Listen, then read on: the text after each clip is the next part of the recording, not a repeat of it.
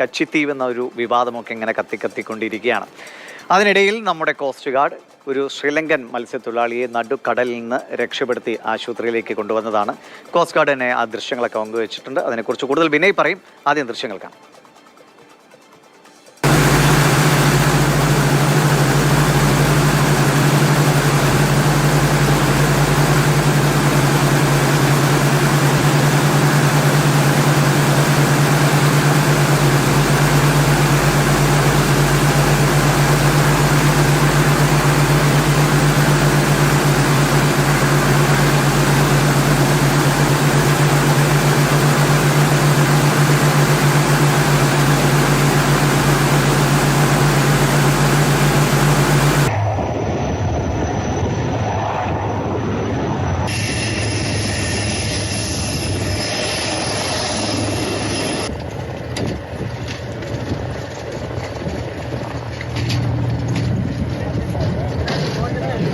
വിനയ് ഉണ്ണിയുണ്ട് നമുക്കൊപ്പം. ചെന്നൈയിൽ നിന്നും വിനയ്.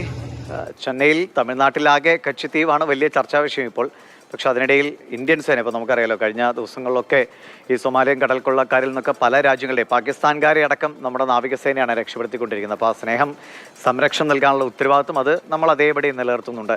ഇത് എപ്പോഴായിരുന്നു ഈ സംഭവം? അത് ലങ്കൻ മത്സ്യത്തൊഴിലാളി എങ്ങനെ ഇരിക്കുന്നു, എങ്ങനെയാണ് പിന്നെ അതിൻ്റെ ആശുപത്രിയിലേക്ക് എത്തിക്കലും മറ്റു കാര്യങ്ങളുമൊക്കെ?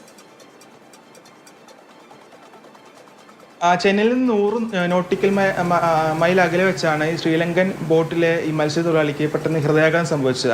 അപ്പോൾ അതുവഴി പോകുകയായിരുന്ന കോസ്റ്റ് ഗാർഡിന്റെ കപ്പലിൽ നിന്നാണ് ഇത്തരത്തിലൊരു അപായ സന്ദേശം ലഭിച്ചു. തുടർന്ന് ആദ്യം ഈ മത്സ്യത്തൊഴിലാളിയെ ശ്രീലങ്കൻ ബോട്ടാണെന്ന് മനസ്സിലായി. പിന്നീട് ഈ മത്സ്യത്തൊഴിലാളിയെ ഇന്ത്യൻ കോസ്റ്റ് ഗാർഡ് കപ്പലിലെത്തിച്ചു. പക്ഷേ കപ്പലിൽ പ്രാഥമിക ശുശ്രൂഷ നൽകിയിട്ടും അദ്ദേഹത്തിന് അത് ആരോഗ്യം വീണ്ടെടുക്കാൻ സാധിച്ചില്ല. അത് ഉടൻ തന്നെ ചെന്നൈ ബേസ് സ്റ്റേഷനിലേക്ക് കപ്പലിൽ നിന്ന് മെസ്സേജ് പോയി. ഉടൻ തന്നെ 100 നോട്ടിക്കൽ മൈൽ അകലെ ചെന്നൈ സ്റ്റേഷനിൽ നിന്നും ഇന്ത്യൻ കോസ്റ്റ് ഗാർഡിന്റെ ഹെലികോപ്റ്ററായ ALH Mark 3 ആ ഹെലികോപ്റ്റർ കുതിച്ചെത്തി രോഗിയെ എയർലിഫ്റ്റ് ചെയ്തുകൊണ്ട് ഉടൻ തന്നെ ചെന്നൈയിലേക്ക് മടങ്ങിപ്പോവുകയും ചെയ്തു.